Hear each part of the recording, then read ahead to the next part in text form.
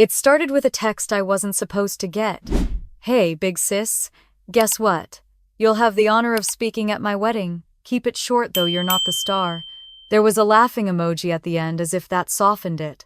Seconds later, Mom replied with her signature line, the one that had followed me my entire life. "That's so thoughtful, Liv. Maybe this time Lena won't overthink it." I stared at the screen while my coffee went cold. The mug felt heavy in my hand. They'd done it again, mocked me, wrapped it in humor, and called it love. But this time something in me didn't shrink. It sparked. Because 3 days earlier I'd seen something on Olivia's phone. Something that could burn her perfect wedding to the ground. My name is Lena Carter. I'm 32, I teach literature at a public high school in Savannah, Georgia, and for as long as I can remember, I've been the quiet one.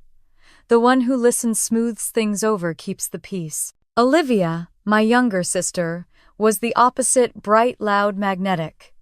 Our mother used to say, "Liv just lights up a room." She never noticed that when Olivia entered, someone else had to fade for her to shine. When we were kids, it was harmless. She'd take the front seat, the last cookie, the spotlight in every school play. I told myself that's just how sisters were. But by the time we were grown, that habit had hardened into entitlement. She got attention, Mom's praise, and eventually everything else that was supposed to belong to me. I told myself I didn't mind, that I was happy being invisible. But invisibility starts to rot after a while. 3 days before her text, I'd stopped by Mom's house to drop off some old teaching materials. Olivia's phone was sitting on the counter, buzzing. I shouldn't have looked, but curiosity isn't sin, it's survival. The message preview read last night was insane. "He has no idea." Underneath it, the name Nate glowed. My stomach twisted. I didn't mean to open it, but my thumb moved before my brain caught up. There they were, dozens of messages, pictures, and plans. My little sister, the bride, to be cheating on her fiancé Ethan Blake, the man who treated her like a miracle. I remember standing there frozen, hearing the TV in the next room, the sound of Mom humming to herself while folding laundry. And me holding the phone like a bomb, realizing that every word of Olivia's perfect life was a script. I forwarded the messages to my own email, closed everything, and left before anyone noticed. The drive home felt endless.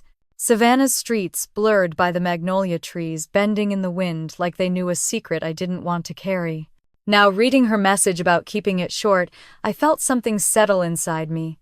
Not anger exactly, but something colder. A kind of balance.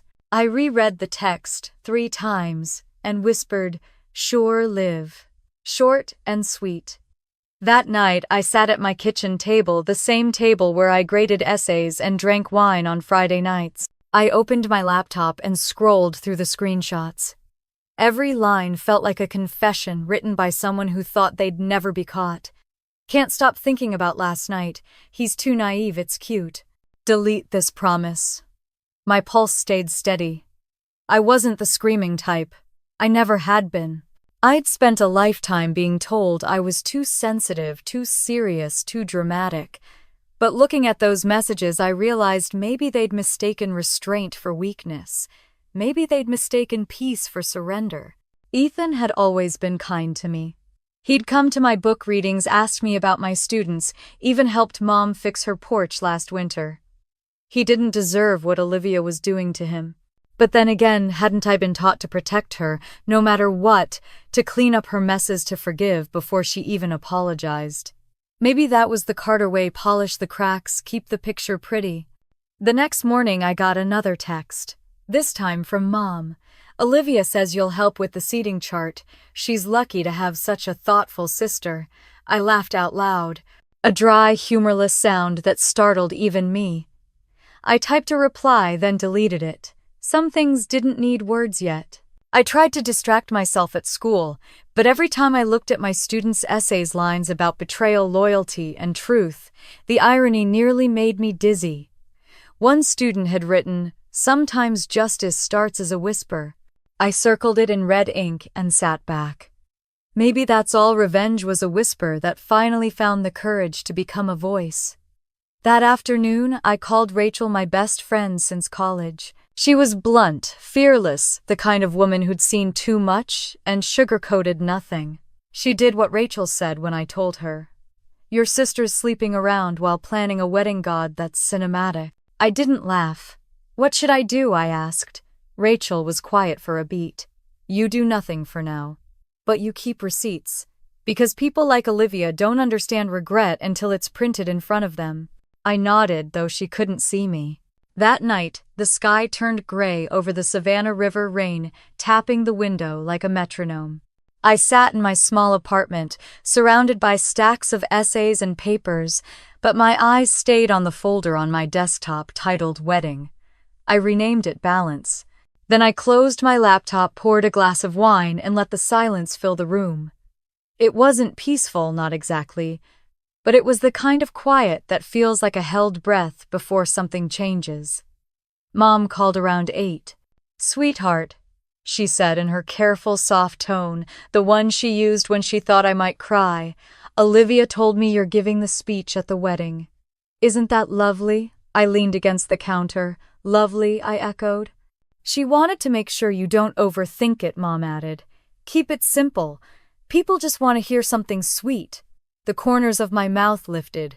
Sweet, I repeated. She didn't notice the edge in my voice. You always take things so personally, Lena, she said, sighing. It's your sister's big day. Don't make it about you. After we hung up, I stared at the dark screen of my phone. For 32 years, they'd told me not to make things about me. Don't speak too loud. Don't draw attention. Don't take space. But silence doesn't keep peace. It just keeps control. I looked around my apartment, small, but mine filled with books, candles, and photographs I'd taken on weekends. A life that didn't need applause to be real.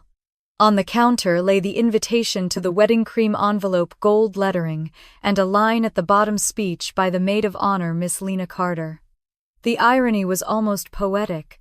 I picked it up, tracing the embossed letters with my thumb. My reflection in the window looked older, somehow sharper. Maybe revenge didn't have to come in flames. Maybe it could arrive like morning light, quiet, inevitable. The next day, I printed the screenshots and slid them into a manila envelope. My hands didn't shake. I tucked it into a drawer under old lesson plans, safe but close. Outside the city, moved on buses, rumbling church bells echoing from downtown, people laughing at a cafe nearby. Ordinary sounds, ordinary day. And yet everything had shifted. Before bed, I opened my notes app and typed one line. They told me to keep it short. Maybe I will just long enough for the truth. I stared at it until the words blurred, then saved it under speech ideas. As I turned off the light, I whispered into the dark. You wanted me to speak, Olivia. Careful what you wish for. And for the first time in years, I didn't fall asleep feeling small. I fell asleep feeling still, like the calm before a storm I'd finally decided to name. 2 days after Olivia's text, I drove to Mom's house for Sunday dinner, the one tradition she refused to give up even when we were barely speaking. The sky was heavy and gray, the kind that made Savannah's oak trees look almost black against the horizon. I sat in the car for a full minute before getting out, watching the light flicker in the kitchen window. I could already hear Mom's laughter through the glass high and brittle the sound of performance. Inside, the smell of roast chicken hit me, her way of pretending everything was normal. There's my favorite teacher, Mom said as I walked in, wiping her hands on her apron. Olivia stood by the counter, phone in hand, dressed like she was headed to a magazine shoot instead of family dinner. Wow, Lena, she said, glancing up, you actually made it. I was taking bets with Mom. I smiled, though my teeth felt tight. Wouldn't miss it. She poured herself a glass of wine and added, You know, I've been thinking about your speech. Try to keep it funny, yeah? Weddings are supposed to be joyful, not whatever your usual vibe is. Mom laughed too loudly, the sound scraping my nerves. She's just teasing, she said quickly, though she didn't sound sorry. I know, I said, my voice steady. It's what she's best at. We ate in the dining room, the same table where every childhood argument had ended, with Mom telling me to let it go. Olivia talked the entire meal about her dress fittings, the designer, the live band. She didn't ask me a single question, didn't even glance my way, except to throw in the occasional, "Don't mess this up, okay?" Halfway through dinner, Mom looked at me with that careful smile she used when she was about to lecture. "You know, Lena, it would mean a lot to your sister if you could be more supportive. She's under a lot of stress." "I'm sure she is," I said quietly. Olivia rolled her eyes. "God, you sound like a therapist. Can't you just be happy for once? Everything doesn't have to be a big emotional essay."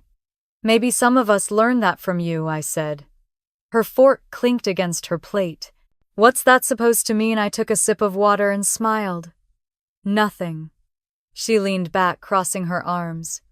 "You've always had this thing about me, like I somehow take up too much space." "Newsflash, sis, you're the one who keeps giving it away." Mom shot me a warning look. "Lena." I laughed softly, not from humor but from exhaustion. "You know what, you're right. I do give it away. Not anymore, though." The room went quiet except for the hum of the ceiling fan. Olivia looked at me like I'd just spoken a foreign language. I excused myself before anyone could respond and walked out to the porch. The air smelled like rain. For a long moment I stood there staring at the lake that stretched behind the house. I'd spent summers swimming there, chasing dragonflies, listening to Dad's voice when he was still alive. He used to say, "Still water runs deep, honey. Don't mistake quiet for weak." I hadn't thought about that in years. The screen door creaked open. Mom stepped out, folding her arms. "I don't know what's going on with you lately, Lena, but I won't have tension in this family." "There's already tension," I said. "You just call it peace." Her eyes narrowed. "Don't start that. Your sister's wedding is supposed to be a happy time." "Happy for who?"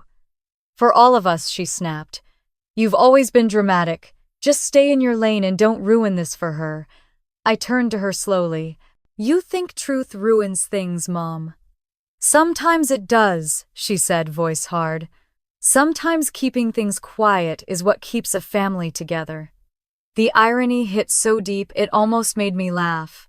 "Then maybe our family's been built on silence," I said. She didn't answer. She just turned and went back inside. When I left that night, I didn't say goodbye. The rain started as I pulled out of the driveway, streaking the windshield soft and steady.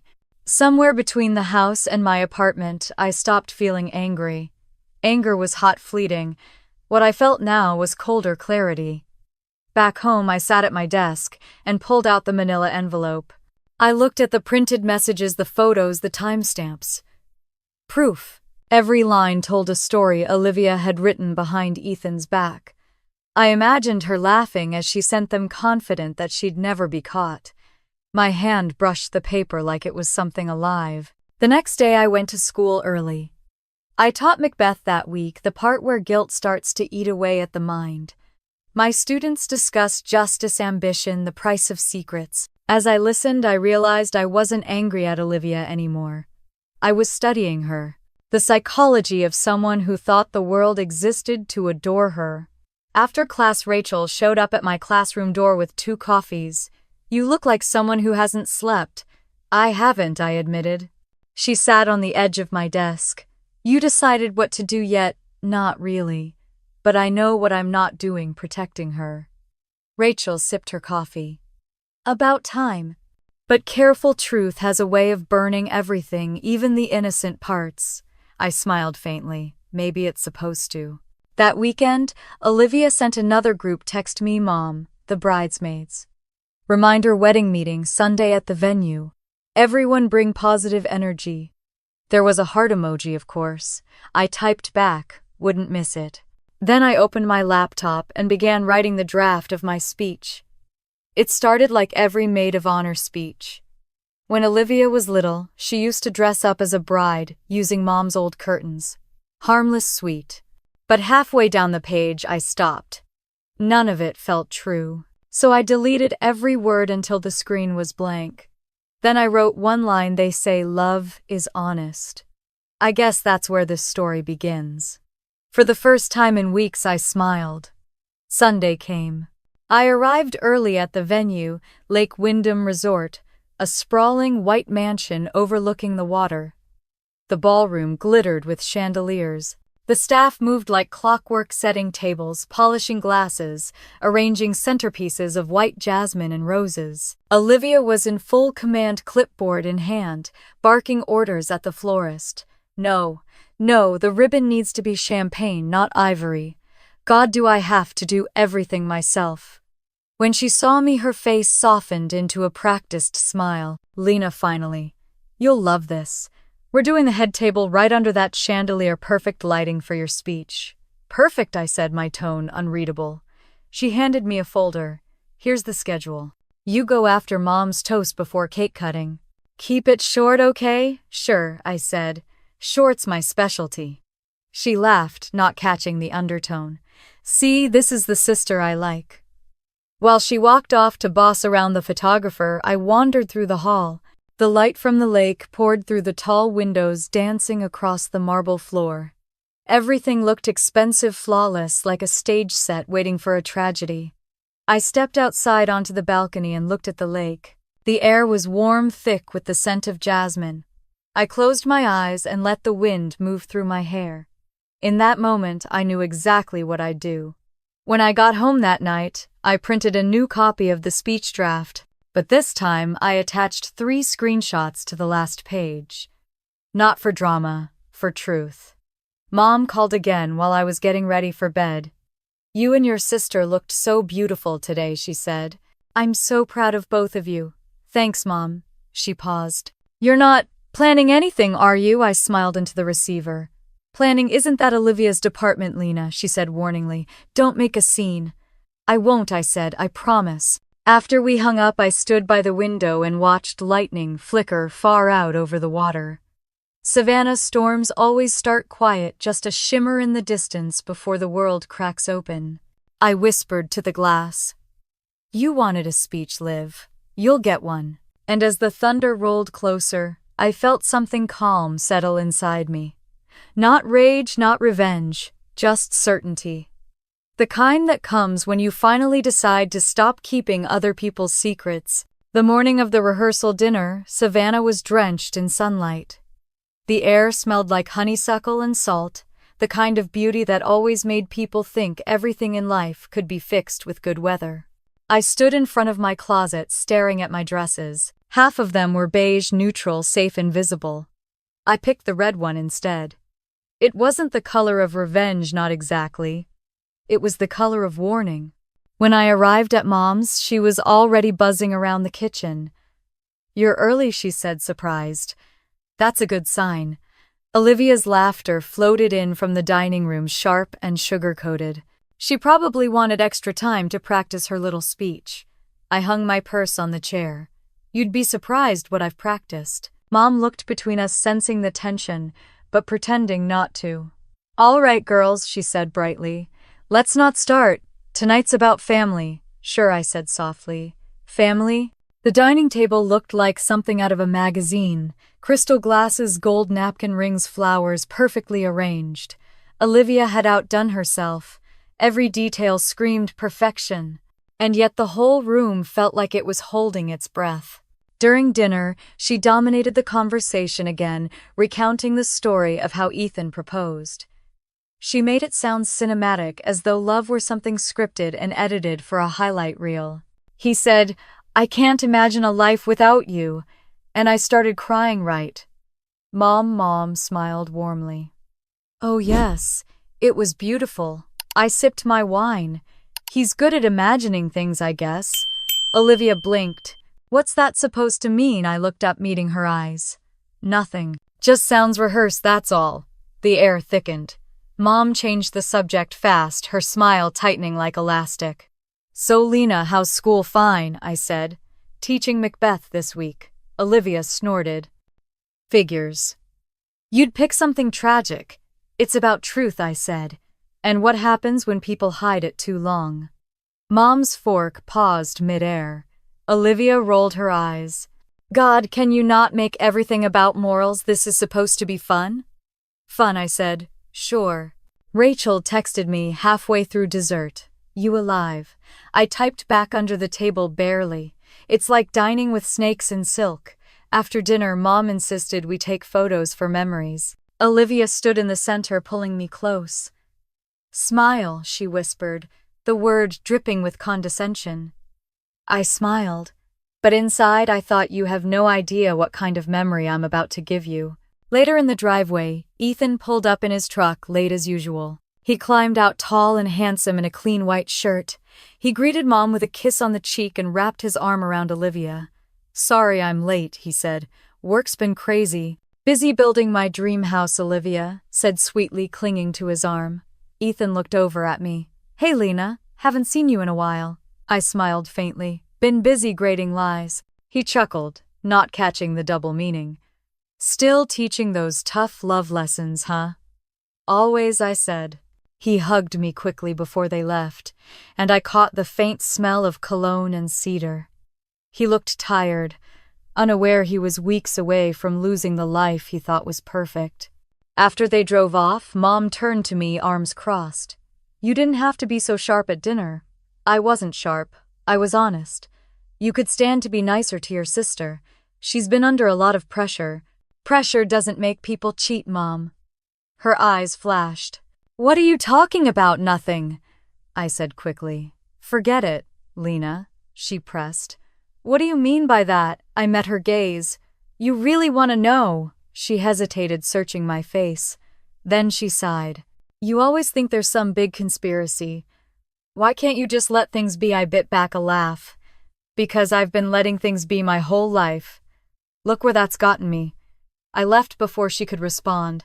That night, Rachel came over with takeout. We sat on my couch, the glow of the city bleeding through the blinds. You know, she said, between bites of noodles, most people would just skip the speech, fake a stomach bug, move on. I'm not most people, she smirked. No kidding. I took a sip of wine.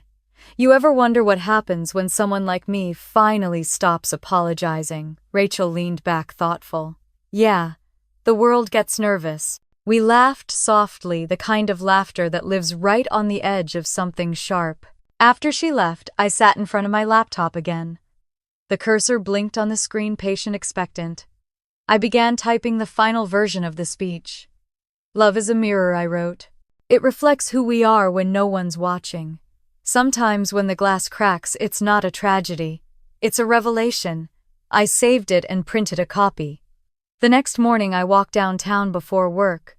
The air was cool, the streets still damp from last night's storm. I stopped at a small print shop and ordered a second copy of the messages, one to keep, one to send. The clerk, a middle-aged man with kind eyes, handed me the envelope. Big day, he asked casually. Something like that, I said. When I got back to my car, my phone buzzed. Olivia? Lunch today? My treat. I almost ignored it, but curiosity won. Sure, we met at a cafe near the river. She wore white again and greeted me with a grin that didn't reach her eyes. You look tired, she said. Too many Shakespearean tragedies. Maybe I'm just allergic to hypocrisy, I said lightly. She laughed, missing the hit. You know I was nervous about asking you to speak. You can get so intense. But I figured it's symbolic. You and me full circle. Remember when we used to write fake vows for fun? I remember I said. You always made me write yours. Because you were good at words, she said. And I was good at being adored.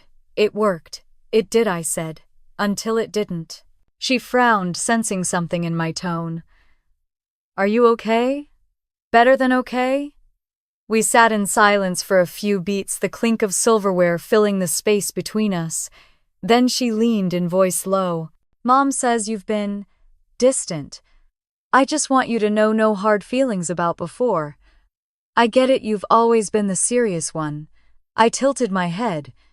And you've always been the story everyone believes. Her smile faltered. What's that supposed to mean? Nothing. Just be careful what story you tell, Liv. Sometimes the truth has a funny way of showing up uninvited. She studied me for a moment, eyes narrowing, but said nothing. When lunch ended, we hugged like strangers, arms barely touching, faces turned away. That evening, I dropped the extra envelope into a fireproof box and slid it under my bed. Insurance. Not out of malice, but necessity.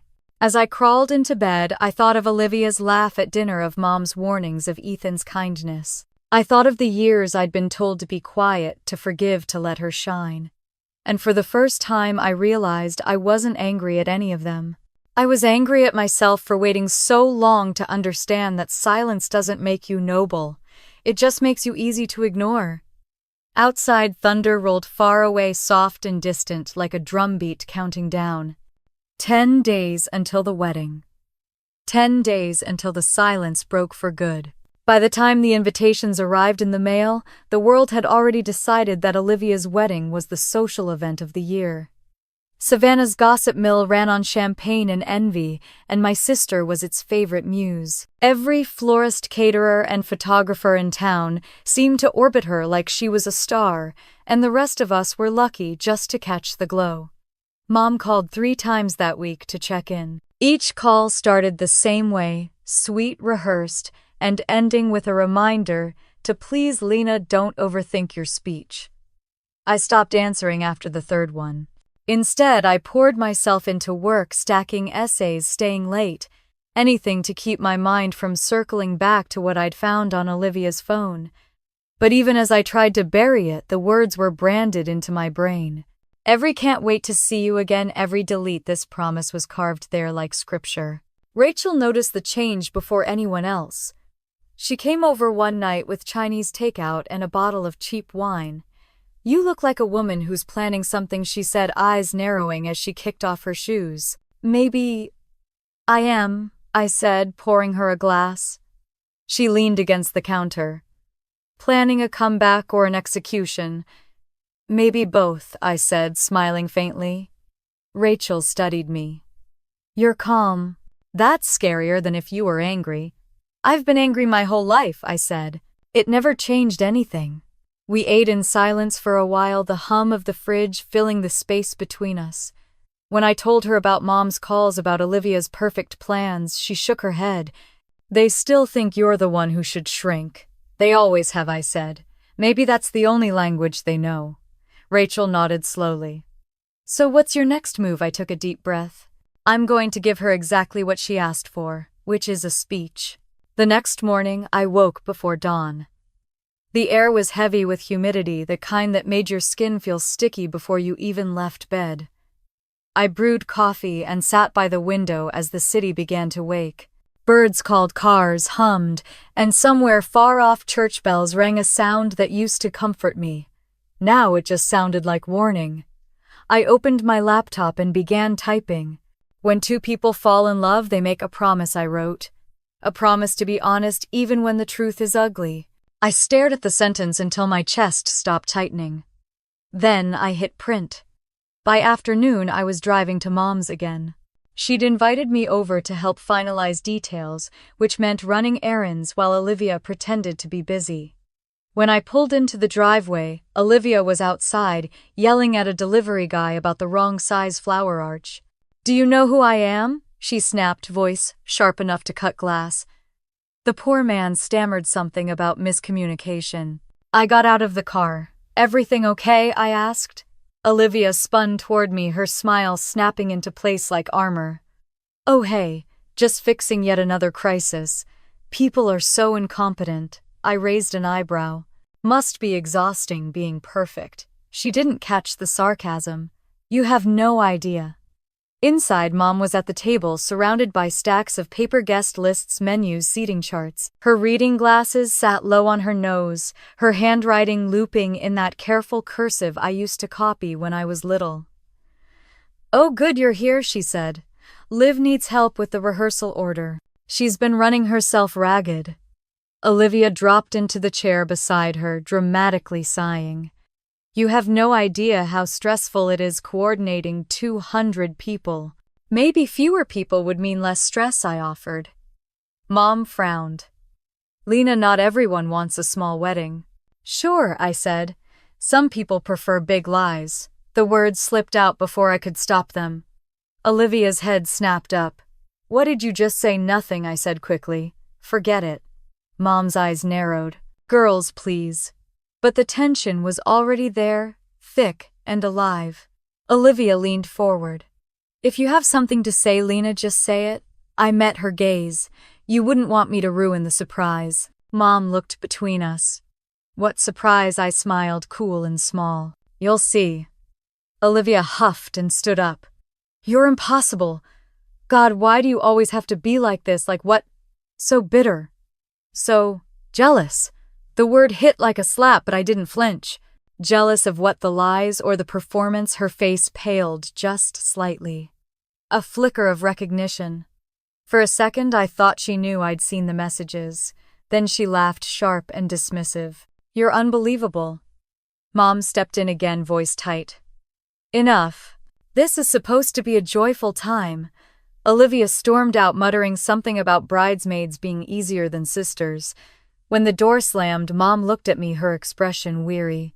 Why do you push her, Lena? Can't you just let her be happy? I stared at her. Because she's not happy, Mom. She's pretending. Mom sighed, rubbing her temples. You always make everything so serious. You've got to let people live their lives, even if they're lying to everyone around them. She looked up sharply. What are you talking about? I hesitated. I almost told her. I almost showed her the evidence right then and there. But something in me stopped. Mom would find a way to twist it to make me the villain again. She always did.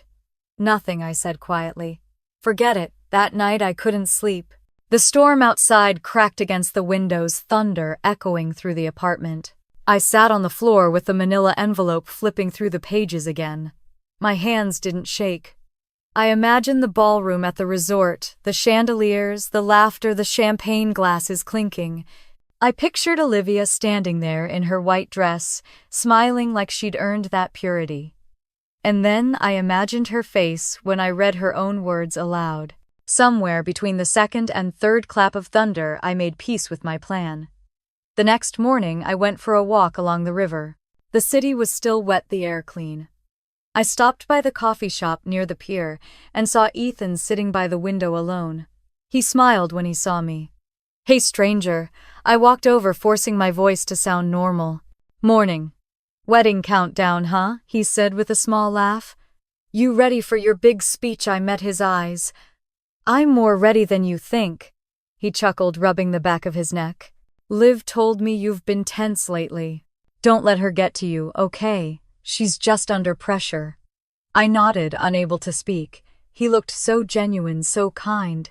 When I finally said goodbye, I walked out into the sunlight and felt tears sting my eyes. Not from guilt, but from the cruel symmetry of it all. The man who loved her most was the one she lied to best. That evening, Rachel texted again, still on track. Yes, I wrote, she's getting everything she wanted. Then, for the first time in years, I turned my phone off and let the silence fill the room. In that silence, something inside me settled. Not revenge clarity, not fury freedom. I sat by the window watching lightning in the distance and whispered to myself, when truth finally comes, I hope she recognizes it. And the storm outside, as if answering, flashed so bright, it lit the whole sky. The rehearsal dinner was held at the Lake Wyndham Resort Ballroom, the same place where Olivia's wedding would unfold the next day. The chandeliers were already glittering above the long tables, the air thick with perfume, laughter, and the clinking of champagne glasses.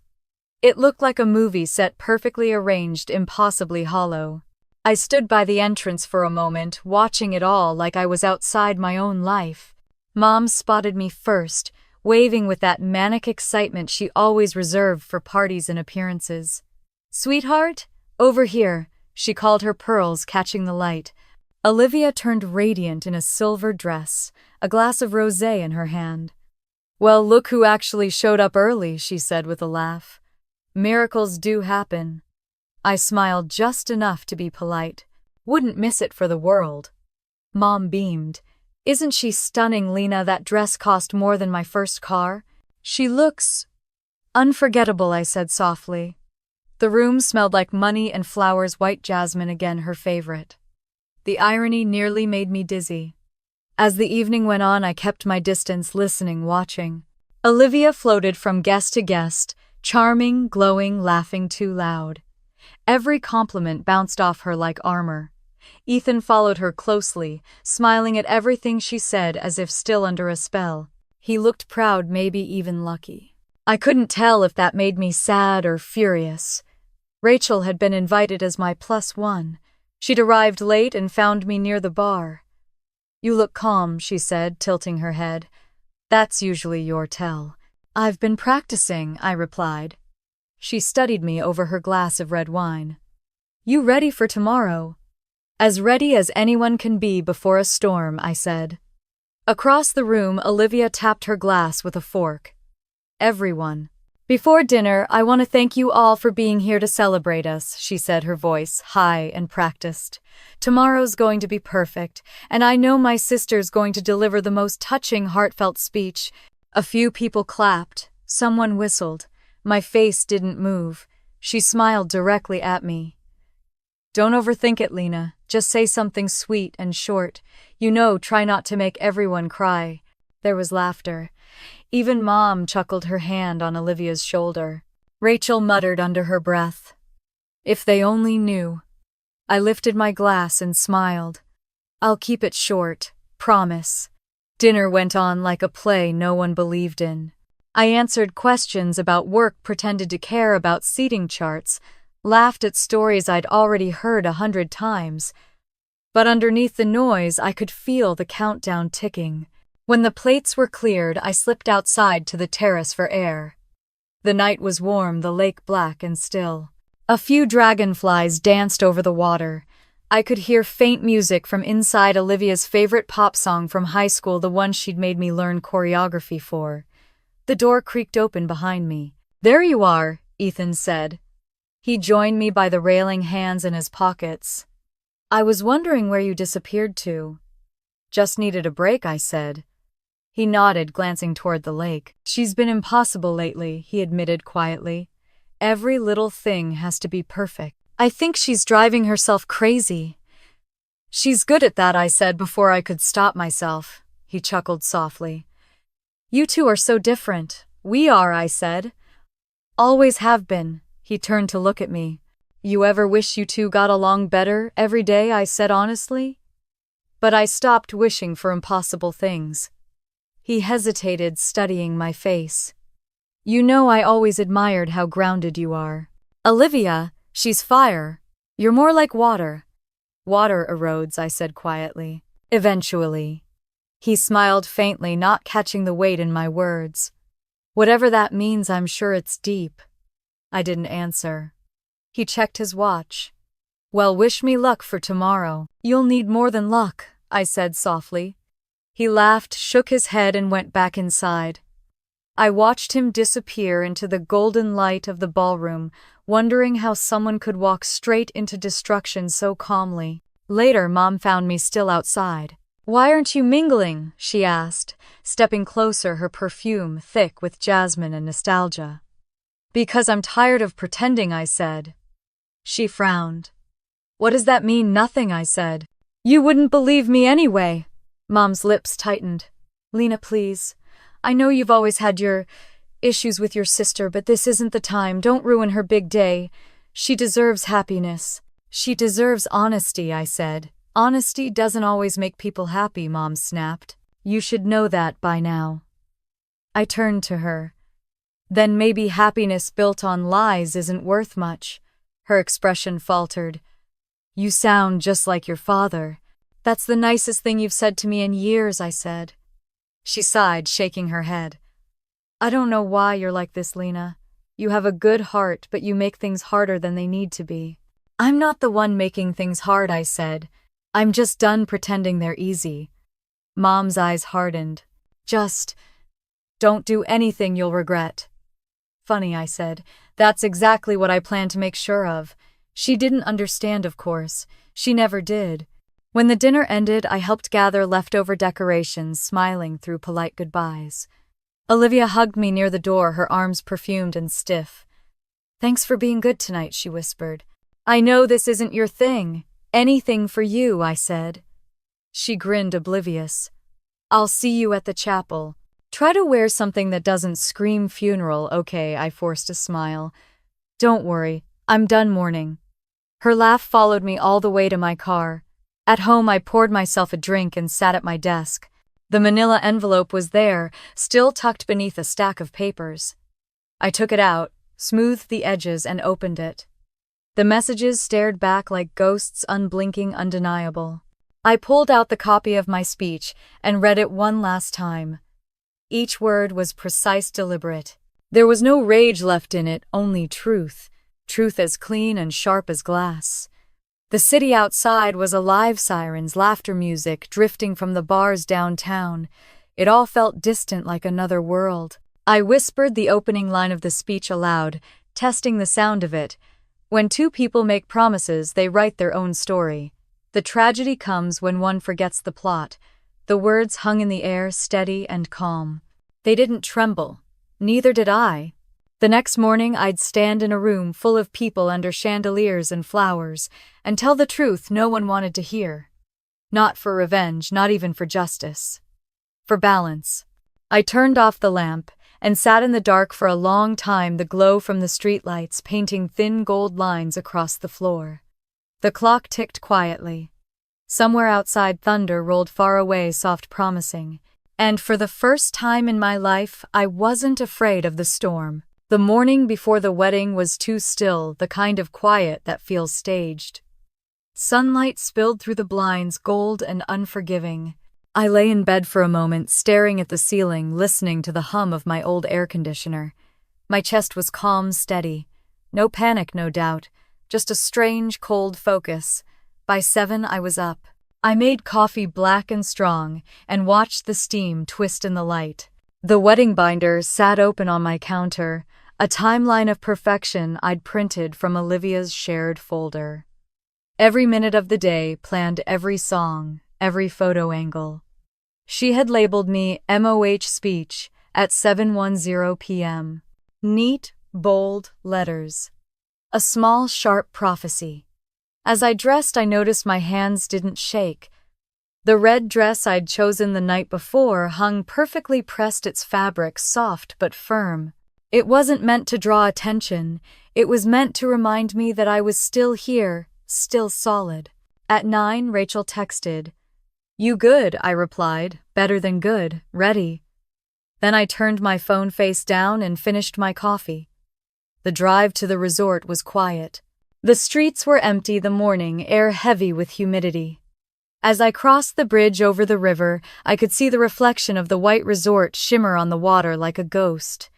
It looked peaceful, beautiful, deceitful. When I arrived, the parking lot was already half full, florists, photographers, staff running with clipboards, the kind of chaos that hides behind the word celebration. Inside, everything gleamed. Gold ribbons, soft music, the faint perfume of jasmine floating through the air. My mother stood near the ballroom entrance, checking details with the planner. She looked up when she saw me, surprised. "You're early," she said, as if that were suspicious. "I wanted to see the place before the chaos," I said. She smiled thinly. "You and your quiet moods. Try not to make that face during pictures." "I'll do my best." Olivia appeared from behind her, dressed in silk, surrounded by bridesmaids. She looked radiant, radiant and hollow. Her hair was perfect, her smile blinding.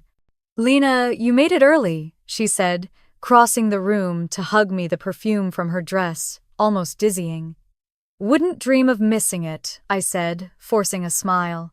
"Do you love it, the flowers, the lighting?" "It's beautiful," I said, almost too much. She laughed, her voice loud enough for everyone to hear. "You always say that when you're jealous." I let the word pass. "Well, if jealousy looks this expensive, maybe I should try it." Mom frowned.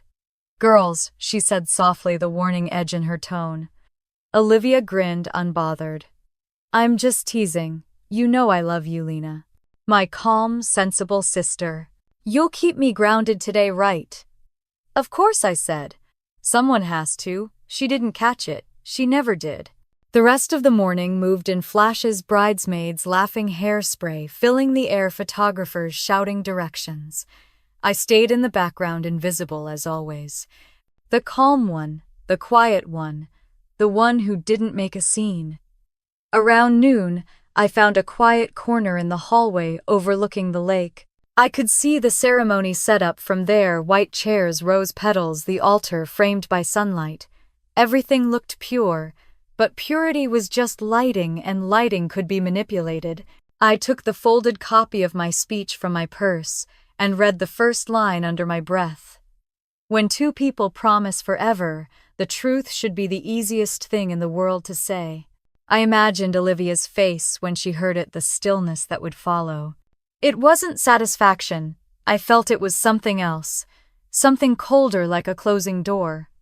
Rachel found me a few minutes later. She was wearing black because she refused to wear pink like the other bridesmaids. "You hiding or meditating?" she asked. "Both," I said. She handed me a small paper bag. "Protein bar and water. You're going to need energy for tonight's fireworks," I smirked. "You make it sound dramatic." "Lena, you're about to burn a cathedral in front of 200 people," she said. "Own it." I took a bite of the bar, chewing slowly. "It's not fire," I said. "It's light." She raised an eyebrow. "Same thing, babe. Depends on which side of it you're standing." A voice called from down the hall, Mom, urgent and impatient. "Lena, they need you for photos." Rachel gave me a quick hug. "Breathe. You've got this." I joined the others near the grand staircase. The photographer lined us up, counting down between flashes. "Smile, ladies. Look at the bride." Olivia's arm slid around my waist. "You're not smiling," she whispered. "I am," I said softly. "You're just not looking close enough." She frowned but turned back to the camera, the perfect image of joy. As the hours passed, the resort filled with guests, friends, co-workers, relatives I hadn't seen in years. Every face wore that same expression of polite fascination, hungry for spectacle. Mom was in her element, shaking hands, introducing people, pretending everything had always been perfect. At 4, I slipped outside again, walking along the stone path by the lake. The water was calm, glassy. Across the surface, I saw the reflection of the ballroom windows, and for a second, my own face overlapping with Olivia's silhouette inside. Two sisters, one reflection. One truth about to erase the other. My phone buzzed. It was Ethan. "Hey, you around? Wanted to run something by you." I hesitated before replying. "Sure." By the terrace. He showed up a few minutes later, his suit jacket slung over his shoulder, hair slightly damp from the humidity. He looked nervous. "You'd think I was about to take the bar exam," he said. I smiled faintly. "In a way you are." He laughed, running a hand through his hair. "You know, Olivia told me she couldn't have done this without you. She said you're the reason she keeps it together." The irony almost made me choke. "Did she? She really admires you. You know, I think she wishes she had your calm." "Calm isn't always peace," I said. He frowned slightly.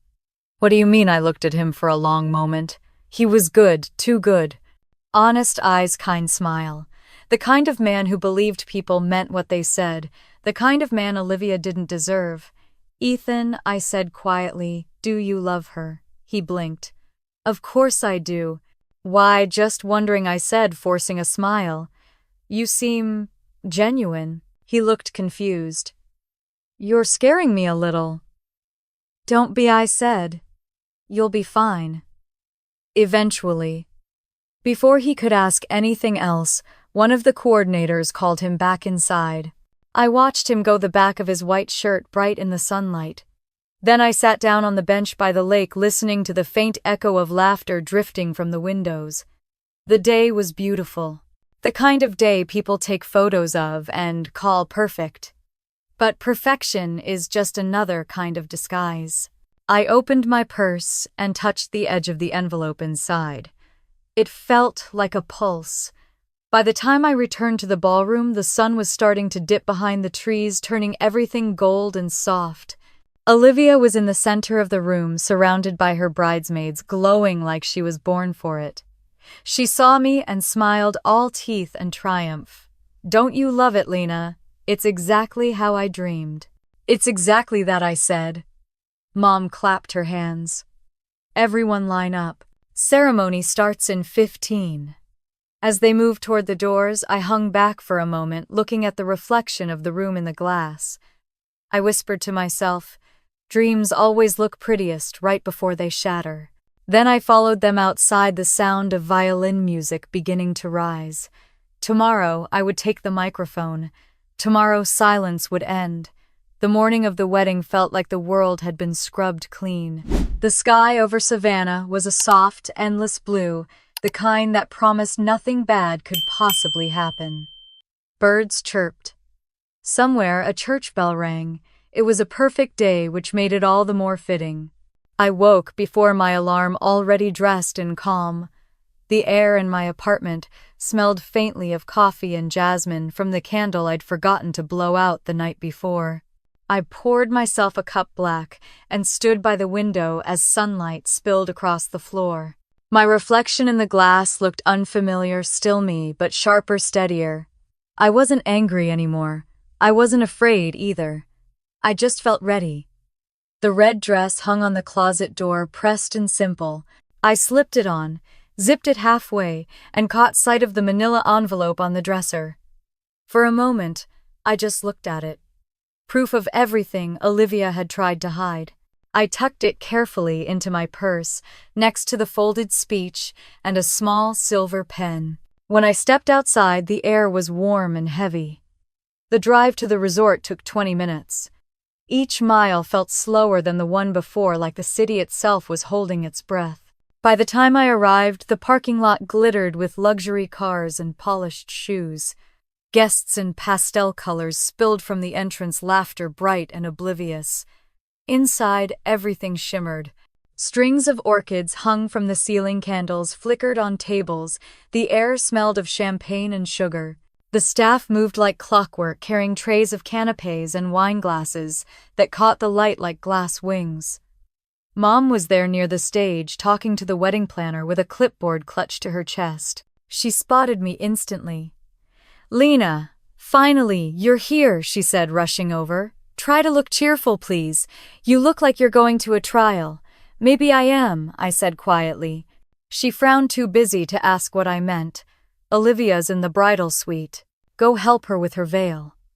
She's nervous." I doubted that, but I went anyway. The suite was flooded with natural light, white curtains fluttering like the inside of a dream. Olivia stood before the mirror, in her wedding gown, lace, satin, pearls, the kind of dress that could trick anyone into believing in innocence. When she saw me, she gasped dramatically. "Oh my God, Lena, that color on you, red, bold choice. You told me not to wear black," I said, smoothing the skirt. "So here we are." She twirled, admiring herself in the mirror. "Do I look perfect?" "You look like a story," I said. She laughed. "I'll take that as a yes." Her bridesmaids bustled around, fixing her veil, adjusting her earrings, snapping photos for Instagram. I stayed near the window watching her reflection. She was glowing not from joy but from performance. I wondered if she even remembered what authenticity felt like. "You're quiet," she said suddenly, catching my gaze in the mirror. "Just thinking." About how weddings are kind of like theater," I said. "Everyone plays a part, says their lines, pretends the ending isn't already written." She rolled her eyes. "Don't start with your poetic stuff today, please. Just smile, okay? You always look like you're carrying some tragic secret." "Maybe I am," I said. Before she could respond, Mom appeared in the doorway, her voice too bright. "Ladies, it's time for first look photos." The bridesmaids squealed, gathering around Olivia as she picked up her bouquet, a flawless arrangement of white jasmine and blush roses. She looked like purity itself, which made me almost laugh. Downstairs, the ballroom buzzed with photographers' laughter and the slow clinking of glasses. Ethan stood at the altar, handsome and steady, the kind of man who still believed in forever. He smiled when Olivia appeared, and the crowd collectively sighed. It was almost cinematic. I stayed near the back, invisible, watching the scene unfold. Mom wiped her eyes. The officiant began his speech about love and honesty. I heard none of it. My mind was steady, my heartbeat a slow, deliberate rhythm. When Olivia reached Ethan, she turned to him radiant.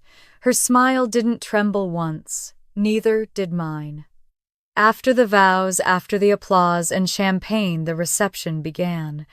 The hall transformed into a carnival of laughter and light. Guests danced plates, clattered photographers, snapped pictures like hunters chasing proof of happiness. I sat at a table near the stage, the microphone already waiting for me, shiny silver coiled in wire.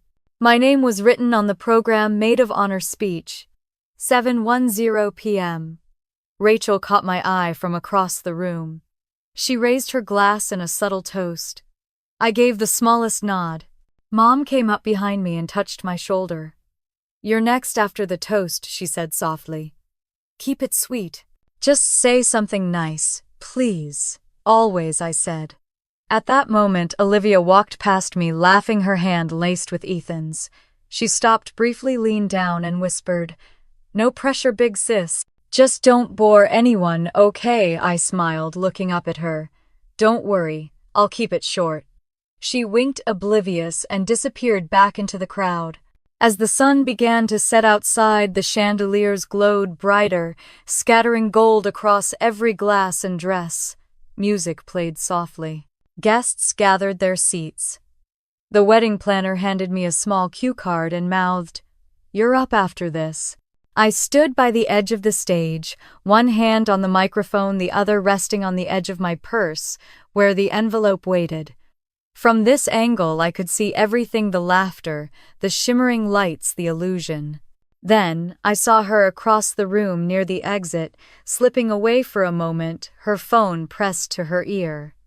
She thought no one noticed. Through the glass of a nearby mirror, I caught a glimpse of the screen's reflection. The name Nate flashed across it. My chest didn't tighten. It simply confirmed what I already knew. When she returned, her lipstick freshly touched up, she walked right past me without noticing. The smell of jasmine clung to her like a halo. The planner's voice echoed through the mic. "And now please welcome our lovely maid of honor, the bride's sister, Lena Carter." Applause erupted. My mother smiled proudly, unaware of what was about to happen. I walked toward the stage slowly, the hem of my red dress brushing against the marble floor. Each step sounded louder than the music. Ethan looked up and smiled warmly. Olivia clapped her hands, beaming eyes shining. I stopped by the microphone and took a slow breath. The ballroom fell into a hush. It felt like standing at the edge of something holy and dangerous. The chandeliers hummed above me, candles flickered. Somewhere outside, the lake rippled in the fading light. I looked at Olivia, her perfect smile still frozen in place. Then I said softly, "They told me to keep it short." A ripple of laughter moved through the room. I smiled back. "Don't worry, I will. Because truth doesn't need a lot of words." Silence. Olivia's smile twitched. Mom's face froze. Ethan frowned, slightly confused. I opened my purse.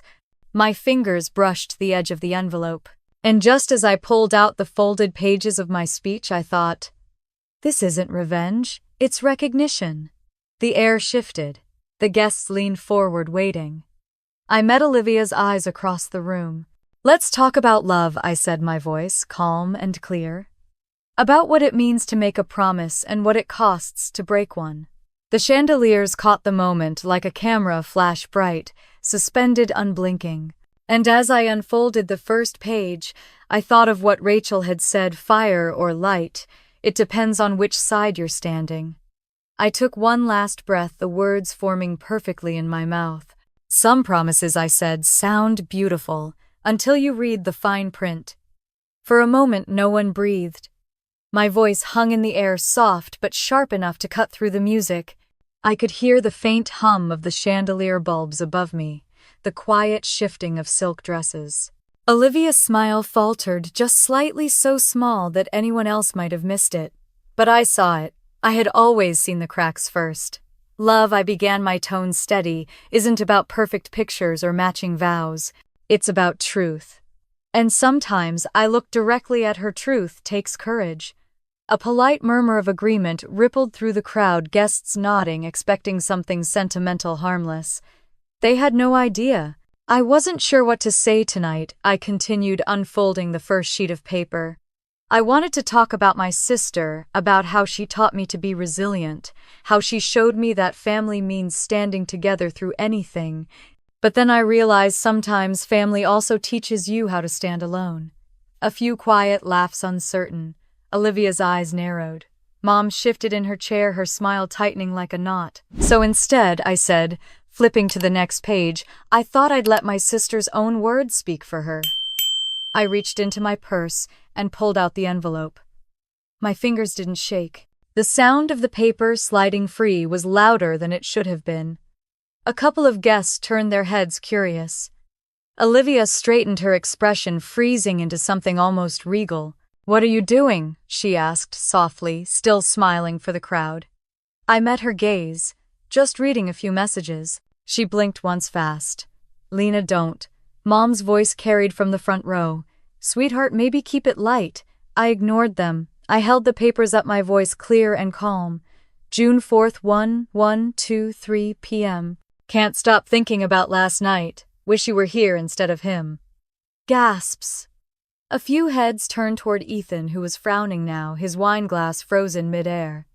Olivia let out a brittle laugh. "Lena, stop it." "That's not funny. It's not meant to be," I said. I turned the page. June 7th, 1:02 a.m. He fell asleep next to me, and all I could think about was your hands. The laughter was gone now. The room had gone still. The sound of the air conditioner hummed through the silence like static. Ethan stood, his face pale. "What is this?" I looked at him steady. "Messages from your bride sent to someone named Nate. Would you like me to continue?" Lena, Mom hissed, her voice, sharp, desperate. "Put that down right now," but I didn't. I read one more. June 10th, 9:48 p.m. "If he ever finds out, I'll just say you're a friend. He believes everything I say anyway." The paper in my hand trembled, not from fear, but from the weight of the silence pressing down. Olivia's face had gone bloodless. "That's enough," she whispered. "You're lying." "Then show them your phone," I said quietly. She stared at me speechless, the color draining from her skin. Around us, guests whispered, phones were lifted, eyes darted between her and Ethan. The band had stopped playing. Somewhere in the back, a champagne glass shattered. Ethan spoke again, his voice low, trembling. "Is it true?" "Of course not." Olivia's voice cracked. "She's jealous. She's always been jealous." The words hit me like old ghosts. Always been jealous. The script she'd been reading her whole life. I placed the papers down on the podium. "You're right, Olivia," I said softly. "I was jealous once of how easily you could lie and still be loved for it." "Stop," she snapped, tears filling her eyes. "You're ruining everything." "No," I said, my voice steady. "You did that yourself." Ethan looked between us, his jaw tightening. "Who's Nate?" She opened her mouth, but nothing came out. For a long moment, no one spoke. Then someone at the back coughed awkward, as if trying to remind the room to breathe again. The murmuring started small at first, then growing like waves. I stepped away from the microphone. "Congratulations, sister," I said quietly. "You wanted to be the star. Now everyone's watching." Her breath hitched like a sob. "You don't understand." "I understand perfectly," I said. "You taught me." Ethan stepped back, his expression hardening. "I need to think," he said, his voice breaking. He turned and walked out of the ballroom, his groomsmen following like shadows. Olivia took a step toward me, shaking. "Why would you do this to me?" I met her eyes. "Because you did it first." Her hand flew before I saw it coming. The slap echoed through the hall. A collective gasp followed, sharp as glass. For a second I just stood there. The sting bloomed across my cheek, hot and familiar. Then I smiled, small, slow, unshaken. "There she is," I said softly. "The real you." Someone shouted from the crowd, Mom, furious voice trembling. "Enough, both of you." But it was too late. The moment had already broken. I turned, picked up my purse, and walked off the stage. The whispers followed me like a shadow, words like cheating text scandal rippling through the room. Behind me, Olivia's sobs rose hysterical, tangled with Mom's voice trying to salvage what couldn't be saved. As I pushed open the ballroom doors, Cool night air rushed against my skin. The noise of chaos muffled behind me. Outside, the lake glimmered under the moonlight, calm and detached. I walked to the edge of the pier and let the sound of the water swallow everything. My hands were trembling now, but it wasn't regret. It was release. Rachel found me there a few minutes later, her heels clicking softly on the wood. "Well," she said, exhaling, "you really did it. I didn't look up." "Was it too much?" "Too much," she repeated. "It was nuclear." "Good," I said quietly. "Then maybe it'll finally clear the air." She sat beside me, pulling her shawl tighter. "They're losing their minds in there. Your mom's crying, Olivia's hysterical, Ethan's gone." "I know," I said. "Do you feel better?" I thought about that. "No," I admitted. "But I feel honest." She nodded slowly. "That's something." The sound of crickets filled the quiet between us. The air smelled of rain and lake water, and something faintly electric like the moment before a storm. "You think she'll ever forgive you?" Rachel asked. "She never forgave me for being me," I said. "So no." Rachel smiled faintly. Then cheers to freedom. I turned to look at the reflection of the ballroom lights on the water, tiny gold flickers trembling like ghosts. "Freedom," I said softly, "finally looks like silence." Rachel squeezed my hand, then stood. "Come on, I'll drive you home before someone decides to start throwing cake." I stood, brushing the dust off my dress. My cheek still burned, but inside everything felt still, balanced. As we walked back toward the parking lot, the noise from the ballroom grew fainter behind us, shouts, muffled sobs, chaos unraveling in real time. I didn't turn around. When I reached the car, I looked once more at the lake shimmering under the moon. For years I'd been told that forgiveness made you the bigger person. But sometimes the bigger person is just the one who finally stops shrinking. I whispered to the dark water, "I'm done disappearing." Then I opened the door, got in, and drove away, leaving behind the glitter, the noise, and everything that wasn't real. The headlines started the next morning. I woke up to the sound of my phone buzzing nonstop, a chorus of notifications lighting up my nightstand like warning lights. At first I thought it was work, maybe Rachel sending a follow-up about a client, but then I saw the preview text. "Did you really read the texts? Are you okay? Holy hell, Lena. You went viral." I sat up slowly, the events of the night before flooding back all at once, the stage lights, the silence, the slap. For a few seconds I thought maybe it had been a dream. But when I opened my messages, the truth stared back at me, cold and undeniable. Someone had filmed it. A guest had posted a 30-second clip on social media captioned, "When the maid of honor exposes the bride's cheating mid-speech." It had already been shared over 10,000 times. My face, my voice, Olivia's hand mid-air, it was all there, framed like some modern-day morality play. The comments were endless. "She deserved it." "Family drama at its finest." "That sister is savage." "Good for her." Others were cruel, judgmental, tacky, unforgivable. "She ruined her sister's life." I set the phone down and stared out the window. The morning light felt too bright, too clean for what I'd done. My reflection in the glass looked strange, tired but steady. Then the phone buzzed again. "Mom." I didn't answer. A minute later, a voicemail came through. I hit play. "Lena," her voice trembled with fury, "I hope you're proud of yourself. You humiliated your sister in front of everyone we know. You've destroyed this family's reputation. I can't even go to the grocery store without someone asking about it. You need to fix this." She hung up before I could respond. I laughed, a small, humorless sound. "Fix this." As if honesty was a stain I could scrub away. Rachel texted next. "Don't read the comments. Come over. I've got coffee and muffins and damage control plans." By the time I reached her apartment, my phone had doubled in notifications. Even a local gossip blog had picked it up. Savannah wedding turns to scandal after maid of honor's shocking speech. The photo showed Olivia crying in her ruined makeup, mom behind her looking murderous, and me walking off the stage in that red dress. Rachel opened the door before I knocked. You're officially famous, she said, handing me a steaming mug. Infamous, I corrected, taking a sip. There's a difference, she shrugged. Internet loves a good revenge arc. You're basically the underdog heroine of the week. I didn't want an audience, I said. I just wanted the truth out. That's the thing about truth, Rachel said, sitting across from me. Once you set it free, you don't get to control where it goes. I stared into my coffee. Ethan called you last night, didn't he? She hesitated. Yeah. He wanted your number. I didn't give it to him. Did he say anything? He said he left Olivia. Checked into a hotel. He's broken, Lena. Guilt flickered somewhere deep inside, but it didn't take root. He deserved the truth, I said quietly. Rachel nodded. So do you. The door buzzer rang again. She frowned. You expecting anyone? I wasn't, but when she opened the door, my stomach dropped. It was Dad.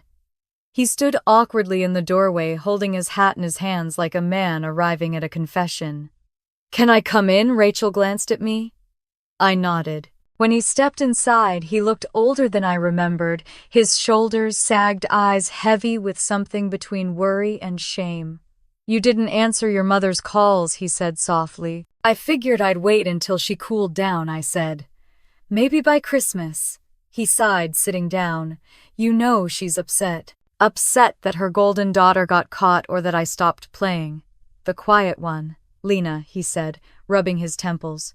You could have handled it differently. How? I asked. Waited until after the honeymoon. Sent her a polite email with attachments. He didn't answer. The silence between us was thick. Finally, he said, You've always been strong. We just didn't think you'd use it like this. I laughed quietly. You mean you didn't think I'd finally stop pretending? Your mother, she's... He trailed off. She thinks you've shamed us. She's welcome to keep her version of the story, I said, standing. But I'm done living in it. He watched me, his expression softening. You're your mother's daughter, whether you want to admit it or not. That fire, you got it from her, maybe, I said. But I learned how to control it. He stood slowly, placing his hat back on. Your sister's not well, he said quietly. She hasn't eaten. Won't leave the house. She's been crying for days. I stared at him. She built her life on lies. Now she's finally feeling what truth costs. That's not cruelty, Dad. That's consequence. He nodded, once defeated. I hope one day you'll find peace in this. I already did, I said. After he left, Rachel let out a breath. You handled that better than I would have. I smiled faintly. I've had a lifetime of practice. Later that afternoon, I went for a walk downtown. The city looked the same, sunlight bouncing off shop windows, tourists laughing over ice cream, but everything felt tilted, like the air had changed texture. A couple of strangers gave me curious looks, one even whispered my name. When I got home, I found another voicemail waiting. This time it wasn't Mom or Dad, it was Ethan. Lena, his voice cracked through the speaker. I don't know what to say. I should hate you, but I don't. You just blew up my whole life. And somehow, I think you saved it. I don't know what happens next, but thank you for not letting me walk into a lie. For the first time that day, my chest ached. Not regret, exactly, something deeper, quieter. I sat down at my kitchen table, staring at my reflection in the black surface of my phone. You're welcome, I whispered, though he couldn't hear me. That night I scrolled through my inbox. Dozens of messages. Some from strangers thanking me for being brave. Others accusing me of ruining a sacred day. I didn't reply to any of them. But one message stood out. It was from Aunt Maggie, the only relative who'd ever understood me. Proud of you, sweetheart. Truth is messy, but so is love. Don't let them make you feel smaller for telling it. I read it 3 times before closing the laptop. By morning, the gossip cycle had already moved on to some new scandal. But the silence from my family remained. No calls, no apologies. Just absence, the kind that feels heavier than noise. I stood by the window watching the city wake up and thought about all the times I'd been told to be the bigger person. All it ever meant was be smaller, quieter, easier to forgive. Maybe I'd finally outgrown that version of myself. I picked up my camera from the shelf, dusted it off, and stepped outside. The air smelled like salt and sunlight. I started walking toward the river, snapping photos of strangers' reflections, cracks in the pavement. When I looked through the lens, everything looked cleaner, simpler. Framed but free. The world kept moving, but for once I wasn't chasing it, I was part of it. And as the shutter clicked, I whispered to myself, "This is what peace looks like. Not forgiveness, just freedom." 3 days after the wedding, a letter arrived at my door. No return address, just my name, written in my mother's neat, practiced cursive.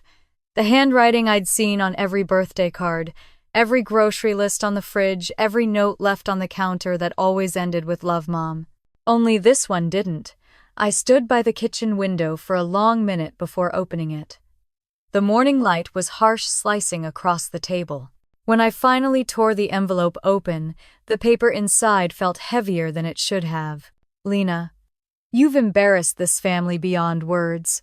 Your sister may never recover from what you've done. We raised you better than this.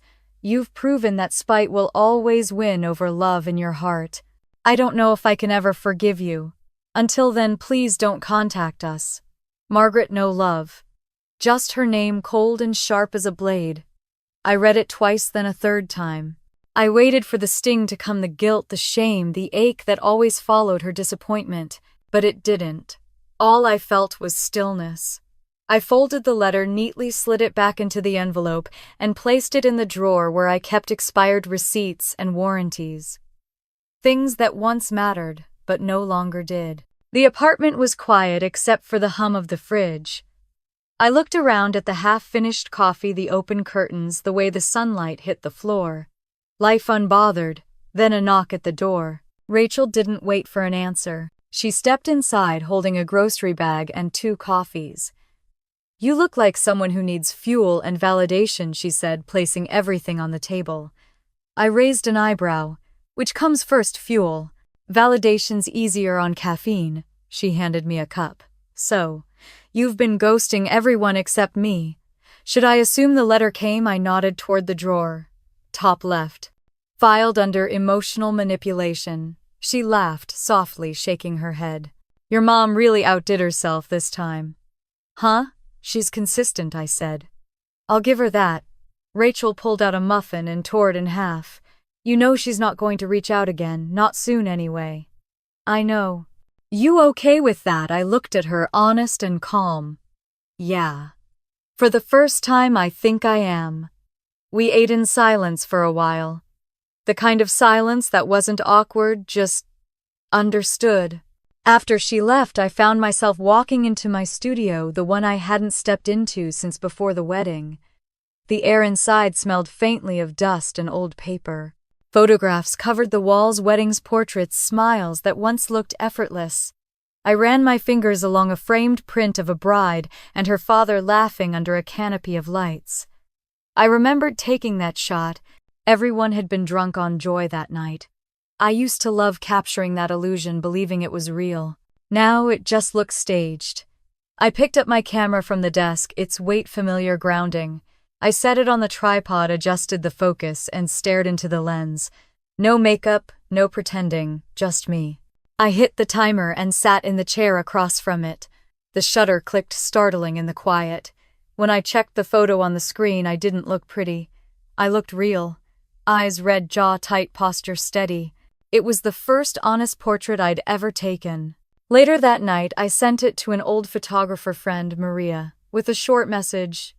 "Don't know what I'm doing with this, but it feels like something." She replied an hour later, "It's powerful. You should show it. People need to see what truth looks like." Her words lingered in my head long after I turned off my phone. The next morning, I pulled out old prints, not the perfect ones, but the ones that never made it into clients' albums, the crooked, blurred, unguarded moments, the ones that told the real story. I spent the entire day rearranging, scanning, layering, editing. My living room turned into a gallery of imperfection. I didn't know what it was yet, but I knew it mattered. By evening, the floor was covered in images, hands, mid-gesture tears, half-hidden faces, caught between joy and truth. It wasn't revenge anymore. It was reclamation. When I finally stepped back, my camera hanging loosely from my hand, I whispered to no one, uninvited. The word came out of nowhere, but it fit. Uninvited, like I'd been my whole life. Like so many of us had been pushed out of our own stories, told to stay quiet. That night, I wrote the word across the top of a notebook page. Uninvited, a study in silence. The next few days blurred together. I wandered the city with my camera, capturing whatever drew me: the tired face of a waitress at dawn, the reflection of a broken sign in puddled rainwater, a mother holding her child's hand crossing a busy street. Each photo felt like a piece of something larger, something healing. One afternoon, I emailed Maria again, attaching a handful of the new shots, thinking about putting these together as a series. Thoughts? She replied almost immediately. They're raw, honest, haunting. You should submit them to the downtown gallery. I can put you in touch. I stared at her message for a long time. The idea terrified me, but it also felt right. 2 days later, I walked into the gallery. The woman at the front desk, gray hair, kind eyes, introduced herself as Clara. She glanced through the prints silently, one after another. Her expression didn't change, but her eyes softened. Finally, she said, "You know what I love most about these? They don't ask for permission. They just exist." I smiled. "That's all I've ever wanted to do." She nodded. "Leave them with me. We'll talk about a showing." When I stepped outside, the air felt lighter. Not like a new beginning exactly, but like something had finally stopped holding me back. That evening, as the sun bled into the horizon, I stood by my window and looked at the city glowing below. The noise, the light, the movement, it all felt far away but familiar.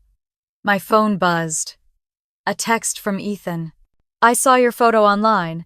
It's beautiful. You look free." I typed back before I could overthink it.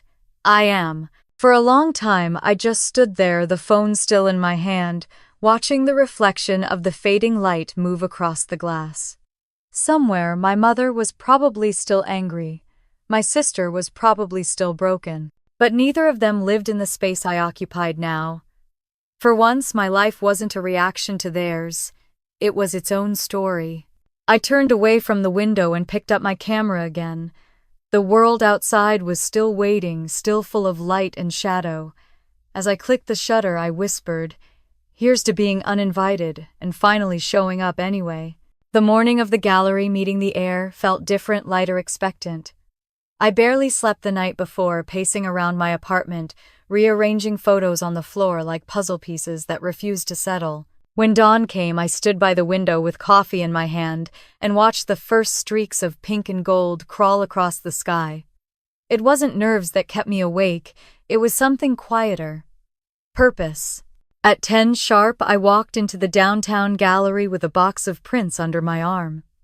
The space smelled of paint and wood, polished the walls lined with unfinished dreams. Clara, the curator, met me by the entrance, her silver hair pinned neatly, glasses perched low on her nose. "Morning, Lena," she said, smiling. "You ready to show the world? Maybe just ready to stop hiding," I said. She laughed softly. "That's the same thing." We spent hours laying out the photographs, black and white portraits, broken reflections, blurred hands reaching out of light.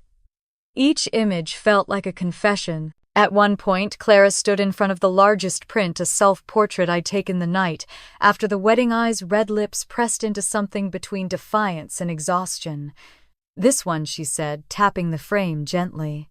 "It's your anchor. The whole show should orbit around this." "What's it called?" "Uninvited," I said. She smiled. "Fitting. We'll go with that." By afternoon, my exhibit had a name, a layout, and a date.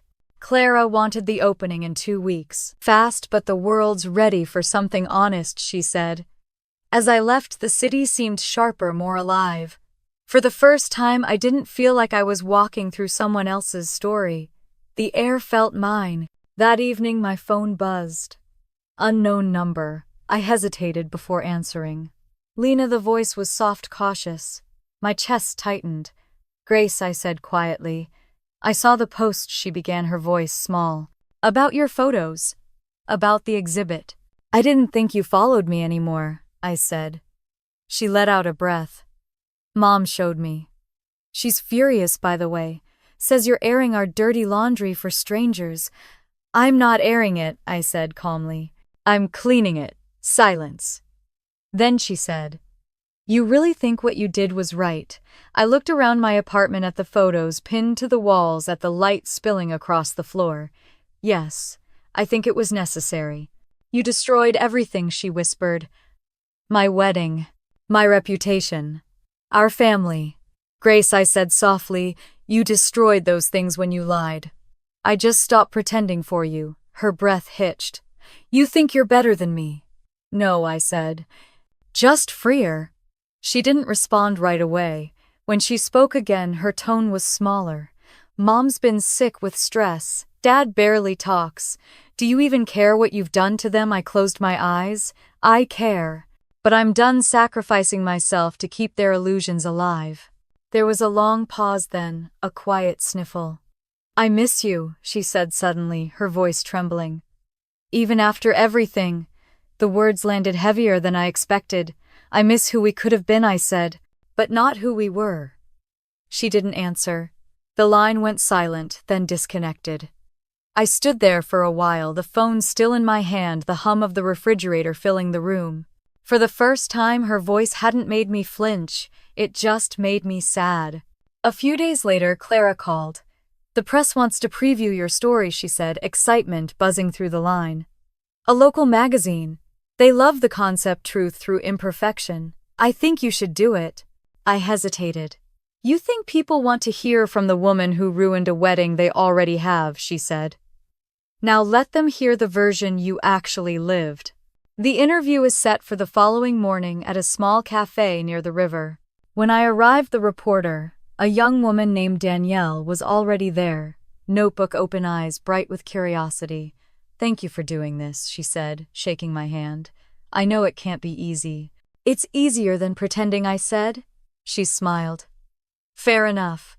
So tell me, what made you start this series? I thought for a moment before answering.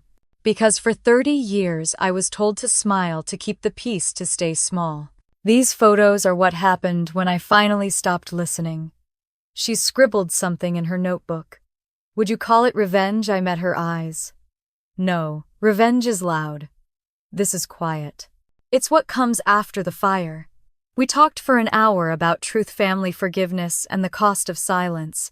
When it was over, she said one last question. If your mother and sister walked into your exhibit on opening night, what would you say to them? I smiled faintly. Nothing. I'd let the photos talk. The article came out 2 days later under the headline, The Photographer Who Turned Betrayal into Art. It was strangely compassionate, not sensational. For once, the story wasn't about the scandal, it was about the recovery.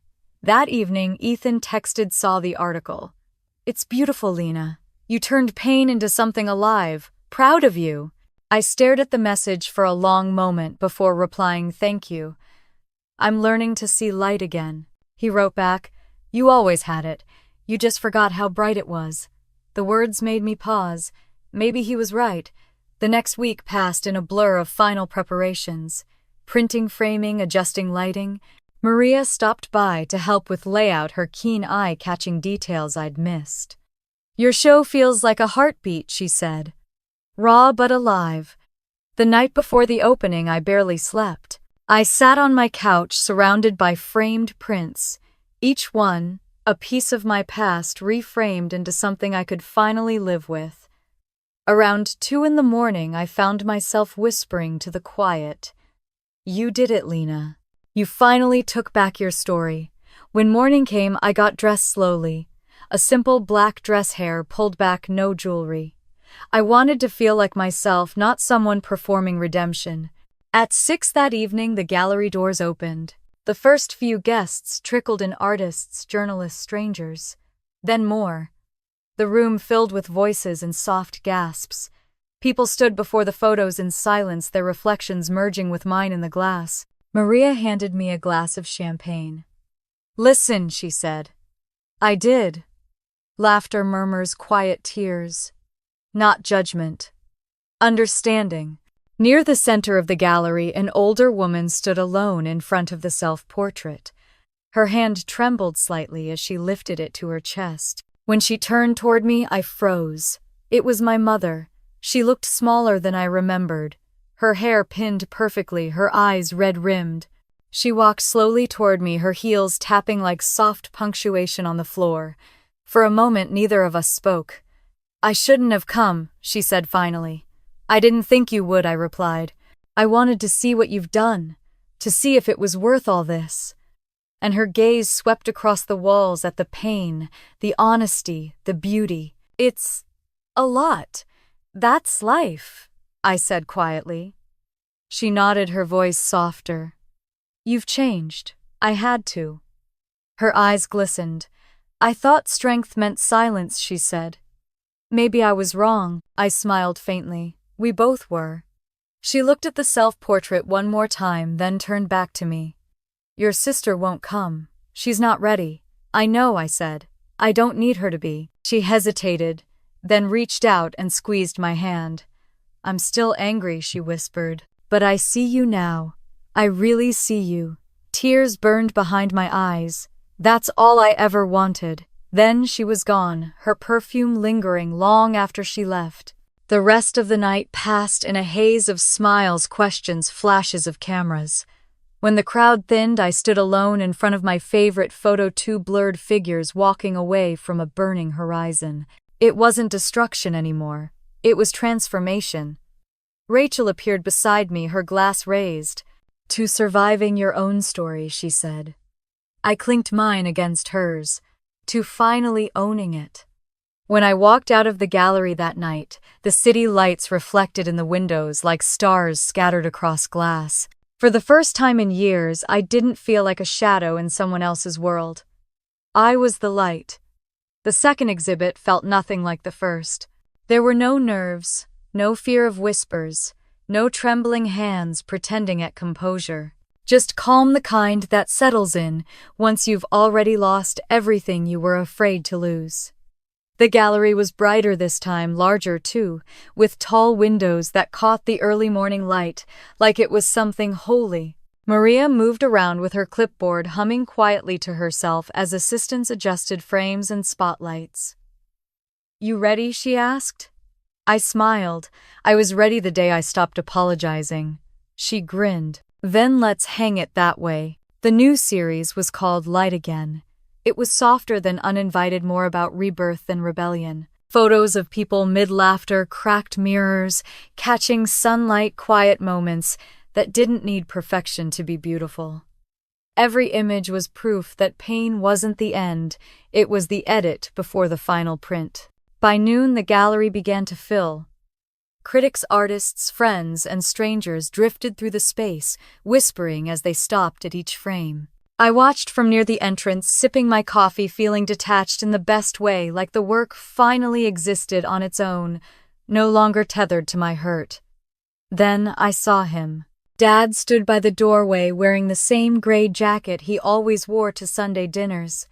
His shoulders slumped a little, but his eyes were steady. When he noticed me, he smiled, tentative but warm. "Didn't think you'd come," I said, crossing the room. He shrugged.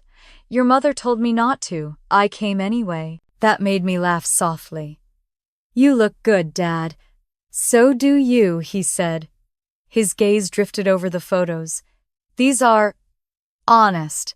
That's all I know how to be now." He nodded, quiet for a moment. "Your mother wouldn't understand them. But I do." I felt something tighten in my chest. "She's still angry." He hesitated, less than before. "She reads the articles, though she pretends she doesn't. She said you looked calm on TV. She said you finally looked like yourself." I blinked, surprised. She said that he reached into his jacket and pulled out a folded piece of paper. "She wanted me to give you this." I stared at it for a long time before taking it. "What is it?" "She said you'd know," he said simply. When he walked away to look at the photos, I opened it. The handwriting was shaky but familiar. "Lena, I watched your interview. You looked peaceful. For the first time I saw you, not the version I tried to make you, but you. I don't expect forgiveness. I only want you to know I see what I missed. You were never too much. I was just too afraid of being less, Mom. The words blurred before I even realized I was crying. I folded the note carefully, holding it like it might disappear if I breathed too hard. When I looked up, Maria was beside me, handing me a tissue. "You okay?" she asked softly. I nodded. "Yeah." She finally saw me. "About time," Maria said with a smile. The rest of the afternoon passed in a haze of color and light. People came up to me telling me how the photos made them feel, seeing how they recognized themselves in the imperfections. Each word felt like a quiet apology from the universe. Then, near the end of the show, Ethan walked in. He looked the same steady eyes, calm voice, that quiet presence that always grounded a room. He waited until the last group had drifted away before walking up to me. "Hey," he said. "Hey." "I almost didn't come," he admitted. "Didn't want to make it weird." "It wouldn't have been weird," I said. "We went through too much honesty for that." He smiled. "You're glowing, you know that Maria says it's the lighting," I teased. "No," he said softly. "It's not the lighting." We stood there for a while, watching the guests move around the gallery, stopping, smiling, reflecting. "You did it," he said finally. "You took all that pain and made something beautiful out of it." "It wasn't about making it beautiful," I said. "It was about making it real. That's what makes it beautiful," he replied. The evening ended quietly. No big speeches, no applause, just soft music, dimming lights, and people lingering longer than they meant to. As the last guest left, I stood in front of my favorite photograph, a simple image of sunlight falling through a cracked window. Rachel appeared beside me, her shoes in her hand, looking exhausted and proud. "You realize this is your life now, right? People are gonna keep showing up for your truth." "I hope they do," I said. "But even if they don't, I'll still keep telling it." She grinned. "That's my girl." When everyone was gone, I locked the gallery door and walked outside. The city was washed in gold from the setting sun. I took a slow breath, letting it fill my chest. I thought about everything that had led here, the betrayal, the silence, the speech that shattered a wedding and rebuilt a life. The cost had been high, but the return was freedom. My phone buzzed. A new message. From Grace. I saw the photos. They're beautiful. Maybe someday you can teach me to see things like that. I stared at the screen for a moment before typing back, "You already can. You just have to stop looking through Mom's lens." No drama, no closure speech, just truth. I slipped the phone back into my bag and kept walking until I reached the river. The air smelled of water and jasmine, the same scent from Olivia's wedding day, but now it carried no weight, only memory. The sky was streaked with color orange-pink, the faint blue of something ending and beginning all at once. I took out my camera and pointed it at the horizon. The shutter clicked softly. In that photo, there would be no people, no poses, no pain, just light. I sat on the riverbank for a long time, the cool breeze brushing my face. Somewhere behind me, life went on, cars passing, laughter from a cafe, the low hum of the city breathing. But out here, it was just me and the quiet rhythm of water against stone.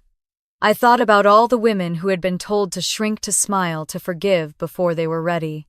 I thought about the ones who learned to stay small because it was easier than being called difficult. And I whispered to them, to myself, "You don't need permission to exist. You never did." When I finally stood, the light had changed, softer, deeper. The kind of light that doesn't demand attention but commands it anyway. I took one last photo, then turned toward home. The next morning, the headlines came again, only this time they were different. Light again captures what it means to be seen. From family scandal to artistic triumph. The woman who turned silence into strength. I read them with a quiet smile. Not because I needed the validation, but because the world had finally caught up to the truth I'd been living. Later that evening, I returned to the gallery. It was empty now, quiet. I stood in the center of the room, surrounded by my work, the echoes of all the voices that had passed through, still lingering in the air.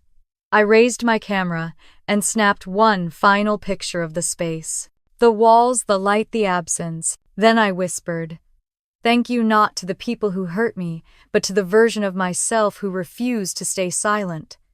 Before I left, I turned off the lights one by one. The last switch flicked, leaving only the faint glow of evening seeping through the window. I looked back once more and smiled. For years I'd been told revenge was ugly, that truth was dangerous, that silence was golden. But as the door clicked shut behind me, I knew better. Revenge hadn't destroyed me, it had freed me. And freedom, I realized, was the most beautiful thing I'd ever captured. Tell me in the comments if you've ever had to fight for your own light. Because if you have, then you already know your glow was never theirs to take.